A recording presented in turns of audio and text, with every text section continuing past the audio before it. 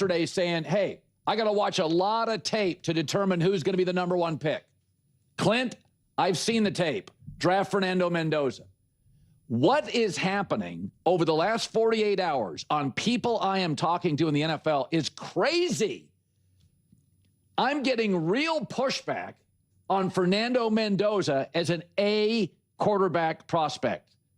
The last time I got this much pushback on a quarterback I loved, and a lot of people in the league were a little cool on him, maybe you've heard of him, Sam Darnold.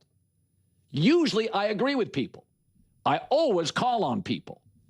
But the majority opinion I am hearing in the league is he is a good prospect, but Indiana football is about Curt Cignetti. What a crock that is. And I like Curt Cignetti. Indiana loses 3 games this year, minimum, without Fernando Mendoza. Miami, Ohio State, and Penn State. Not winning those games. And I would argue maybe 5 losses. They trailed Iowa in the 4th and were tied with Oregon at Autzen in the 4th. Maybe they win those, maybe they don't. But you could have had 5 losses without Mendoza. And a lot of Indiana fans, and by the way, Indiana football fan, you've mattered for 20 minutes. Lose the arrogance. You're not Oklahoma. You're not Ohio State. You're not Notre Dame. You're Indiana. You're a basketball school with a couple rich boosters. I didn't buy you last year. I called you a fraud because you had the number 2 scoring offense in the country, and you built it up against a bunch of, Panera Breads in the out of conference. Last year, they hung, this is pre-Mendoza, Indiana hung 77 on Western Illinois, 52 on something called Charlotte, and 66 on Purdue. You averaged 53.5 points in your out-of-conference games. So you thought that was a real flex. And then you played Ohio State and had 150 yards of offense. And you played Notre Dame and you trailed 20-3 in the 4th before some garbage stats. And you played a bad Michigan team and you had 40 yards rushing. You don't matter. You had a great season and a great team. The year before, I stand by everything I said. It was fool's gold. You played a bad Michigan team. They pushed you around. You couldn't move. You couldn't run the ball. And then Fernando Mendoza arrives, and you drop, 38 on Bama and 66 on a very, very good Illinois team and 50-plus on Oregon in the playoff or whatever it was. That's a legitimate team. 16-0 is a legitimate team. So I don't want to hear about all the whiny Indiana football fans, and we got a lot of them in the Fox building. Oh, whiners. Oh, a year ago I said the truth. You crushed Western Illinois. I live in Illinois. I thought Western Illinois was Indiana. The current discourse has shifted aggressively toward collegiate evaluation, but my attention remains fixed on the intersection of Shedeur Sanders, the Las Vegas Raiders, and Clint Kubiak. Let me address the obvious entry point first. Of course, Kubiak made precisely this type of public comment. Any competent evaluator in his position is obligated to express exhaustive pre-draft diligence. The ritualistic declaration that substantial tape review remains before definitive conclusions can be reached regarding the number 1 selection is not strategic ambiguity. It is professional protocol. What alternative formulation exists? We have already identified our selection and require no further investigation? No additional labor remains? That communicative pathway is foreclosed. You cannot, as an organization entrusted with the most consequential personnel decision in professional sports, project anything other than comprehensive analytical rigor. The institutional incentive structure compels precisely the posture Kubiak has adopted. Moreover, the ecosystem's response to such declarations is perennially inconsistent. The Chicago Bears were excoriated for allegedly insufficient diligence in their Caleb Williams selection process. The narrative characterized them as precipitous, intellectually lazy, organizationally arrogant. Then, Williams validated his draft positioning through performance ascension, and the identical commentators anointed him precisely what he was always projected to become: the first overall selection, a transformative talent. This is the definitional structure of a damned if you do, damned if you don't operational environment. Kubiak's public positioning is not merely appropriate, it is the only viable communicative strategy. Now, Regarding the evaluative threshold distinction between a good draft selection and a great draft selection, my framework operates from the following premise. When an organization possesses appropriate coaching infrastructure and functional operational governance, and when the prospect under consideration has demonstrably crossed the objective competency threshold, and I employ good here not as diminishment, but as categorical designation, indicating verified professional readiness, the binary outcome model becomes obsolete.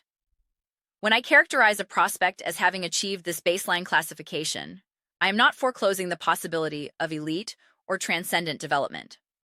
I am simply acknowledging that the traditional all-or-nothing evaluative architecture has been superseded. Historically, the draft discourse operated within a genuinely binary framework. The first overall quarterback selection would either metamorphose into the next Tom Brady or recede into anonymized obscurity, his name eventually requiring active memory retrieval. Who was that player? Which franchise invested that capital?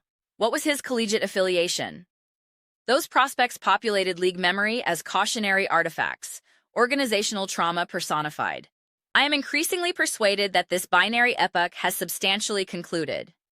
The extremities of the distribution curve have contracted.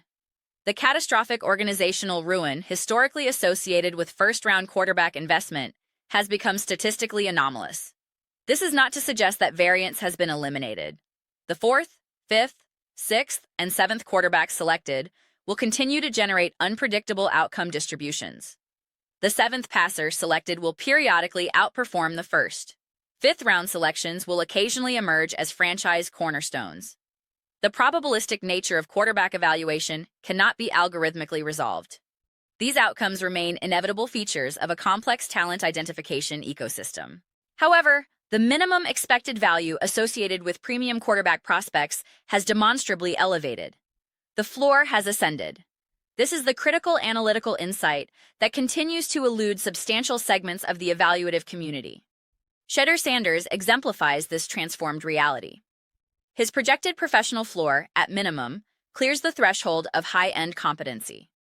This renders his selection at the apex of the draft not merely defensible, but analytically compulsory. You select him. You do not permit second-guessing to contaminate your conviction. You proceed without retrospective paralysis. If his developmental trajectory culminates at something beneath the truly special, elite, franchise-defining, generational classification, you have still acquired a substantially above-average starting quarterback. You have secured positional competency at the most consequential organizational variable. You have installed a signal caller operating within the competitive tier occupied by Dak Prescott, Brock Purdy, and their professional cohort. This is not organizational failure. This is not draft disappointment. There exist considerably worse competitive circumstances than employing a quarterback of Prescott's or Purdy's demonstrated capability, particularly when complemented by appropriate coaching infrastructure and roster construction. The universal organizational aspiration remains the acquisition of the next Josh Allen, the next Joe Burrow, the next Patrick Mahomes. These represent the transformational archetypes. These are the franchise reorientation selections. However, these outcomes are not guaranteed. They are not even probabilistically likely. They are exceptional realizations from favorable distributions. Our contemporary discourse architecture mirrors this analytical distortion. We have replicated the binary framework in active player evaluation. A quarterback either accumulates 8 championship rings or is consigned to categorical dismissal. Marginal competence is insufficient. Anything short of mythological achievement is subjected to relentless diminishment. Colin's recent rhetorical deployment regarding Sam Darnold, the sardonic invocation of his name as self-evident mockery, exemplifies this distortion. The implication is that Darnold's mere existence as a comparative reference constitutes analytical defeat. This framing is fundamentally inaccurate. No credible evaluator is positioning Darnold as superior to Josh Allen or Patrick Mahomes. No serious analyst advances that proposition. The assertion that Darnold outperformed Matthew Stafford in a specific competitive context is not a declaration of comprehensive hierarchical reorganization. If we conduct the hypothetical exercise, age and injury considerations neutralized, pure talent acquisition preference, 99.99999% of informed observers select Stafford. This is not a dunk. This is not rhetorical conquest. This is manufactured controversy substituting for substantive analysis. I feel compelled toward recurrent clarification of this distinction, and I apologize for the repetitive nature of these articulations. However, my extensive investment in Darnold advocacy across multiple seasons creates an obligation to contextualize his competitive standing accurately rather than permit his name to function as dismissive shorthand. Returning to Sanders, if his professional ceiling manifests at the Dak Prescott, Brock Purdy, Sam Darnold tier, acknowledging that these are not equivalent quarterbacks but occupy similar competitive strata beneath the transcendent classification, this outcome represents organizational success, not failure. These are quarterbacks who generate regular season contention, who manufacture playoff access, who create competitive relevance. These are not players positioned within the best quarterback in the NFL discourse. No rational observer advances that proposition regarding Prescott, Purdy, or Darnold.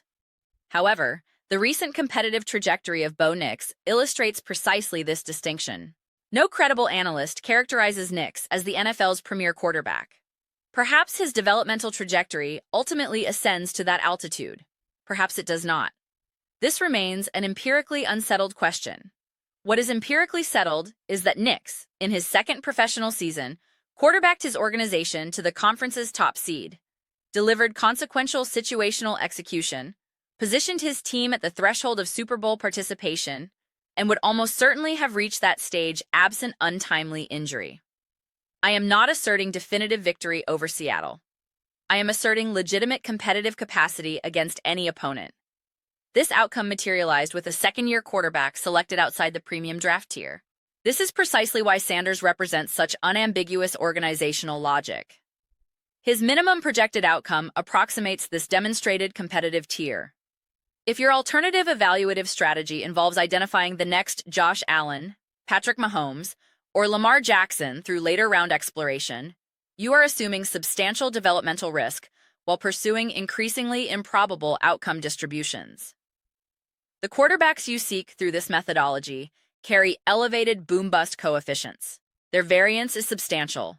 Their failure modes are catastrophic. Given the Raiders' organizational positioning, given their infrastructural deficits, and competitive timeline considerations, the conservative selection is the analytically superior selection. The prudent investment is the correct investment.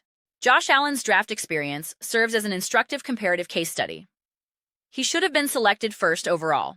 He was not.